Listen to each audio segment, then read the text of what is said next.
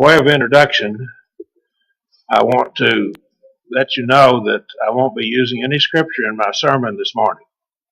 That is not what I usually do.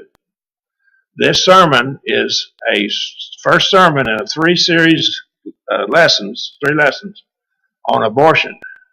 We're going to give arguments from science and from the definitions of life to prove that abortion is murder, so that an atheist has no justification for rejecting it.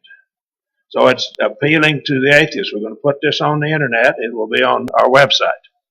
Then this other two lessons will be going to the Bible, showing that the Bible prohibits it as well. So keep this in mind as we set forth this lesson this morning. Our first lesson on abortion this morning, we will demonstrate that rational people should recognize that abortion is wrong, even without the revelation of the Word of God. Without using the Bible, we can show that it's murder. We will set forth to do that here in this lesson. We'll demonstrate that even atheists and agnostics should recognize that abortion is wrong. Now, look, if you will, abortion was made legal in the United States by the Roe versus Wade decision in 1973. Over 1 million abortions have been legally performed each year since Roe versus Wade. Now, that number has decreased a little bit. The millennials apparently are not for abortion. They recognize it's wrong. That's a good sign. 1.2 million abortions were performed in 2008. The last year for which we have records, or the records that I was able to access, Guttmacher Institute, that is in the United States. The other parts of the Western world have performed many millions of abortions as well. Our Supreme Court decided that it was legal in the decision that they decided. But we look at this decision. Here's our Supreme Court justices who made the decision in Roe versus Wade. And these are the men that made that decision: Harry Blackmun, Warren E. Burger, William O. Douglas, William J. Brennan, J. Potter Stewart, Thurgood Marshall, and Lewis F. Powell voted for abortion. The other two men, Byron White and William Rehnquist, voted against abortion. So it was a 7-2 vote. Wasn't even close. There was only two men that said it was murder. It was wrong. None of these men are alive today. They've all gone to they've all passed away, and they're all dead. Now, let's define some terms when we do this. What we do is sometimes we define things, and the definition gets in the way of us seeing what it really is. Now, during World War II, the Japanese were called Nips. The Germans were called Krauts. During the other wars, we called people by their names. In the Mideast, they called them towel heads and other things. So various names were given to people. That name was given to kind of dehumanize the person. And that's what we have here. The term zygote is a single-celled human being from the moment of conception until the first cell division, called a zygote. The blastocyst, a human being possessing 40 to 150 cells in the shape of a tiny ball. The placenta will develop from the outer cells while the body develops from the inner cells. So this from 40 to 150 cells. The embryo is a human being from the time of the first cell division up until approximately the 8th week of life. So the term embryo is used. So there are different words that are used in the literature. Be aware of that. We're going to set forth to prove that it is a human being at the point of conception. That's what we believe to be true. A fetus is a human being from about the 8th week of life up until birth. Now, which term do we use here when we're looking at this? What we're going to do is we're going to use the word fetus to be used by way of synecdoche. That is, a part represents the whole for all stages of the unborn child. That's what we're going to be looking at here. All stages. Now, let's look at this carefully, logically. Either a fetus is a human or it's not human. Now, in logic, that's called the principle of excluded middle. It has to be one or the other. It's either this or it's not this. It's either human or it's not human. That would take care of all the situations. Either the fetus is alive or it is not alive. That's clear from the principle of excluded middle. Either the fetus is part of the mother or it is not part of the mother. That's the principle of excluded middle as well. If the fetus is human, alive, and not part of the mother, then it's a separate living human being, clearly. Now, first of all, we're going to prove the fetus is human, it's alive, and it's not part of the mother. We're going to prove that as we develop this series of argumentation now. If the fetus is a separate living human being, then it is murder to kill it.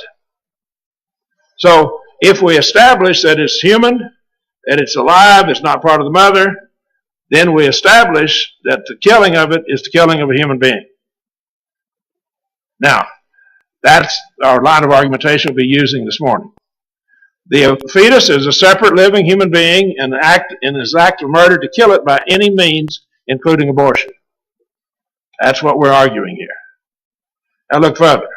We're going to prove the fetus is alive, we're going to prove it's human, and we'll prove it's not part of the mother. Now, fourth, we'll answer some unsound arguments that are made, and we'll deal with some of them as we lay this out. Now then, look carefully. How would we define life? If we got a biology book and studied in it, we would get some attributes for life. There are certain attributes that a living organism has. There are 7 factors that if all of these 7 factors are present, then we say it's alive. And it might not have all of these 7 factors and still be alive. Okay? But if it has all 7 of these factors, then it's alive. That's certainly true. Now then, let's define life. Life, a living organism, has the ability to reproduce, reproduction. Reproduction is one of the things. The side point, sometimes viruses they question whether they're alive or not because they can't reproduce on their own. So they argue about whether they're alive. We're not dealing with viruses here. Reproduction, some organisms are unable to reproduce. For instance, a woman goes through menopause, she can't reproduce. So this can happen. An animal, for instance, can be made into a steer, for instance, a bull can. And if that means that animal cannot reproduce, but it's still alive. So it might have lost the ability to reproduce and still be alive. Now then, another factor that we see in organisms to be alive, they have the power, the ability to grow. Now, some organisms stop growing when they reach maturity, like humans. When we reach about 20 years of age, men and women about 17 or 18, they quit growing. We quit growing up, that is. We may grow out, but we don't grow up. So our growth usually stops at that time, unless there's something wrong with some hormones. Hormones of some sort can keep us growing. But there usually is something wrong if that happens. So some organisms stop growing at some stage in their life. But if they have that ability to grow, we say that that's one of the aspects of a living organism. Now, the third thing is metabolism. Some organisms stop eating for certain periods of their lives, such as bears will hibernate in the winter. But we're talking about the assimilation of food, metabolism. Organisms metabolize food in order to cause themselves to be able to move about or to do things or to grow or to reproduce or do the other things that living organisms do. Some organisms, if they're able to move around, then that's one of the attributes of something that's living. So some organisms cannot move except when they're growing, but that doesn't mean they're not alive. Again, we say all of these, if all of these are present, we definitely say it's alive. Some of these attributes may not be present in organisms at different stages of their life, if they're still alive. An organism, living organism, frequently can respond to stimuli, to different stimuli. And so we see the response to stimuli. Adaptation. Organisms can adapt to their environment. And this does happen. I know cattle, when they move a herd of cattle in a big truck from Florida to Montana in the fall, the cattle will immediately begin to grow long hair because the length of the day determines the length of the hair. The less sunlight, they start growing their hair longer. They've adapted. They've adapted to that cold weather. Animals do adapt. Humans adapt. So it's the inherent ability to adapt to the environment, and we can do that. Homeostasis, the ability to adapt on a short-term basis, such as sweating to cool the body or concentrating electrolytes or whatever. These things can occur, and if they occur, that's an organism, a living organism, has these characteristics. Now, if scientists found something that had all of the 7 characteristics that we've listed, they would immediately say it is alive. There wouldn't be no question about it. There would be no question whatsoever that it's alive. So we would argue then that if we can prove that a fetus has all of these characteristics, the fetus is alive. A human fetus has all 7 of these characteristics. Any woman that's given birth to a baby, if she dropped some dishes when she was pregnant, the baby would jump. Now, you know that to be the case. If you haven't had a baby, ask some woman who has, and she'll tell you that's the case. The baby will jump. If it's old enough, it'll jump inside the womb if there's a loud noise or sudden noise. The babies do respond. And so we see the response, and we see all of these other characteristics in them. We'll be looking at this now. Some, admittedly, living organisms have less than all 7 of these characteristics. But we're going to argue a fetus has all of them. The fetus has human blood. It has bones and tissue. So if you take the blood of a fetus and check it, it's going to be human blood. If you check its bones, tissue of the bones, it's human. If you check the tissue, soft tissue, it's human tissue. In anything for the CIS, okay, and I like the NCIS programs, but any of those, if you watch them, they will use the tissue, and they'll get the DNA and the tissue, and they'll say this is human or non-human. The DNA of the fetus is human. It's human DNA. Therefore, the fetus is not just a mass of tissue, it's a living human being. It is a living human being. And we can go back to all of these characteristics and see, but it has all of these characteristics. It grows. It responds to stimuli. And it has the inherent ability to reproduce. All of these characteristics it has. There's no doubt it has all of these characteristics. That's not debatable. And it has human blood, human bones, human tissue. It has human DNA.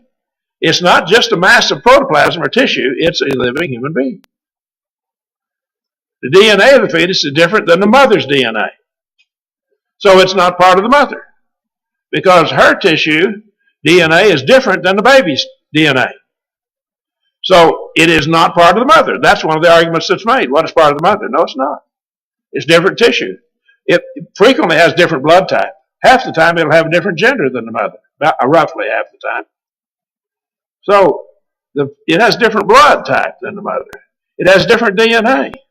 It has a different gender half the time, roughly. It's not part of the mother. It's a living human being, and it has distinctive fingerprints after about the 14th week. So it has a different DNA. It has fingerprints that are different than mama's fingerprints. It is not part of the mother. It is a living human being. It's not part of the mother. We'll look further. We have a fallacy in logic called the Red Herring Fallacy. Basically, and I'll give the definition of it here so you can kind of understand what it is. Common language, we call it a smokescreen. The Red Herring Fallacy is committed when the arguer diverts the attention of the reader or listener by changing the subject to some totally different issue. Now, people do that. They sure do. The fallacy gets its name from a procedure used to train hunting dogs to follow a scent. A red herring or a bag of them was dragged across the trail with the aim of leading the animal astray. Since red herrings have an especially potent scent caused in part by the smoking process used to preserve them, only the best dogs will follow the original scent. The red herring will pull the other ones away. That's how they can test if they've got a good dog for tracking for scent. And so they use a red herring. Now, red herring gets you off the scent, gets you off onto a side issue that's not relevant. We'll be looking at some red herrings here that are made. The red herring, Troika, and Troika is a English grammar book used in college at Rose State College. And so it is a red herring, sometimes referred to as ignoring the question. Sidetracks an issue by bringing up a totally unrelated issue. Why worry about pandas becoming extinct when we should be concerned about the plight of the homeless? See, that's the plight of the homeless and the pandas are two different issues. They're not even related. And someone who introduces an irrelevant issue hopes to distract the audience as a red herring might distract bloodhounds from a sin. That's troika. Yeah, well, that's exactly what this red herring's all about. You're trying to get them off the track. Should abortion be allowed for rape or incest victims, or if the child was to be deformed? See, that's a red herring. It's not relevant to the issue, but we'll answer it. It's not relevant. It's a red herring. It diverts your attention away. Should a 10-year-old person who has been conceived as a result of rape be killed? My question. We got this 10-year-old boy that's been conceived as a result of rape or incest. Should we kill him? Why, no. You see? So it's irrelevant then. It's not a relevant issue. You've admitted you don't kill him when he's 10 years old, but you can kill him when he's 6 months inside the womb. You see? What you've done is you have drawn the conclusion that he's not human before he's born. You've drawn the conclusion that he's not. So the fact is, if you can't kill him when he's 10 years old, you can't kill him when he's 10 weeks old. For the same reason. It's a red herring. It's designed to pull you off scent. If the one who brings up the abortion for rape says no, he should be asked why. If he says, if we ask the question, should we kill a 10-year-old person who is conceived as a result of rape, then he says, well, no, you shouldn't. Then we ask him why. Well, because he's human. Then we get back to the issue. We've already proven the unborn baby is human. The fetus is human. But look further. Should abortion be allowed for rape? Rape is a terrible sin to perpetrate against a woman, but it happens. But we ask the question, if he says it would be wrong to kill the 10-year-old child who is conceived as a result of rape, because it would be murder, killing a human being, he must be assuming the unborn child, the fetus, is not a human being. Well, we've already proven it's a human being. Therefore, this question of asking about the rape is a totally wrong issue. Now, if the mother doesn't want to keep the baby, give it up for adoption. But don't kill the baby just because his father was evil and raped a woman. Don't do that. What we have here is we have some red herrings. His assumption that the unborn child is not a human being assumes what he's trying to prove. It begs the question. It's called begging the question. I beg you to let me just assert this without you having to prove it. That's what it boils down to. One of the most common fallacies of evidence is the use of an unsupported assertion. You assert it, don't give any evidence for it. Here the speaker offers no evidence to support a statement. Rather, he or she asks one to assume that something is merely so, merely because he or she says it's so. That's what we have here. That's begging the question. Let me just say it, and I don't have to prove it. Well, I ask you to prove it. And the proof there won't come. We've already proven that the fetus is human, it's alive, it's human, it's not part of the mother. We've already proven that by argumentation. Begging the question, Barker, a logic book that I have, he says it's the fallacy of using a premise or a form of inference whose acceptability is bound to be at least as doubtful as that of which the conclusion is supposedly being proved. In other words, you can't prove it, and you didn't prove it, you just asserted it. That's what begging the question is. Now, should a 10-year-old child who has been conceived as a result of incest be killed? My question. Should we kill him? I went to school with a child, younger fellow than me. He was conceived as a result of incest. Now, it's a terrible thing. Father-daughter. Terrible. But what we have here is, it was a terrible thing, but I would not for one moment say we ought to kill that young man. No, we don't kill him. If the one who brings up abortion for incest says no, well, we can't kill him when he's 10 years old, then I ask why. Well, if he said it'd be wrong to kill the 10-year-old child who was conceived as a result of incest because it would be murder. Well, it would, killing a human being. He must be assuming the unborn child, fetus, is not a human being. But we've already proved he's a living human being, not part of the mother. So we've shut that argument off. That argument doesn't work. What about for incest? His assumption that the unborn child is not a human being begs the question again. It assumes what he's trying to prove. Obviously, it's either he's diverting attention with this argument about the child conceived as a result of incest. Doesn't happen very often anyhow. But he says, or he's begging the question. One of the two. Both of these are fallacious reasoning. Actually, both are committed here. Both fallacies are committed. But look further. Should a 10-year-old child be killed if the child will be deformed or has some serious illness? Now, in the country of Iceland, they're not going to have any more children with Down syndrome. Why? Because they're going to abort them. They're going to test for it, and if they have it, they're going to abort it. So they won't have any Down syndrome people. They're just going to eliminate that problem. That's what the Nazis did, and we tried them at Nuremberg for that. But we're doing the same thing that we tried them for doing and convicted them. Should a 10-year-old child be killed if he's been deformed or has some other serious illness? Well, if they say no, we're trapped.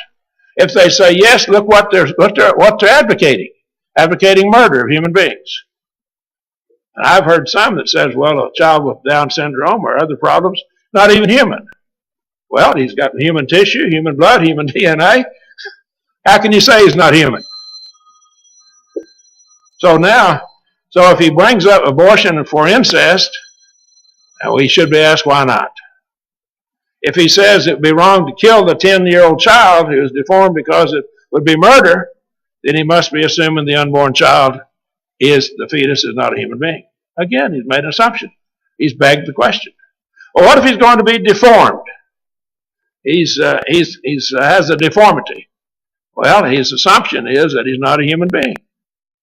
Obviously, he's either diverting the attention, getting us off the subject, when only a few occur that way anyhow, getting us off the subject, or he's begging the question. He's probably doing both. He's committing both fallacies. Should abortion be allowed if a child will be unwanted or will grow up in poverty? Okay, that's one of the arguments. He's unwanted, or he would grow up in poverty. Well, should we kill a 10-year-old child because he's unwanted? Now, I don't want this child, and he's 10 years old. I'm just going to shoot him. Can I do that? Why, everyone would just be aghast if I said that. No, can't do that. Well, why can't you? Because it would be murder. So he says, no, we can't do that. And I'll ask why. Why not? Well, he said it'd be wrong. It'd be murder. Yep. The problem is he's assuming the unborn child is not a human being again. Same line of reasoning. It all falls into the same line of reasoning. That unborn fetus, that fetus is a living human being. It's a living human being and is not part of the mother. His assumption that the unborn child is not a human being begs the question. Obviously, we have either the red herring or the begging the question fallacies. Actually, both of them. Should a 10-year-old child be killed if he will grow up in poverty? Well, let's just go out here and kill all the 10-year-old kids who are living in poverty. See? Well, you don't believe that. No, he said, no, we won't do that. Well, why not? Why not? Well, it's be murder, they would say. Killing a human being. So we must be assuming the unborn child, the fetus, is not a human being again. Back to the same line of reasoning over and over. See how foolish the reasoning is of these people? His assumption that the unborn child is not a human being begs the question. It assumes what he's trying to prove. Now, the lesson has been shorter than normal. But I want you to be aware of this. That baby is human. That baby is living.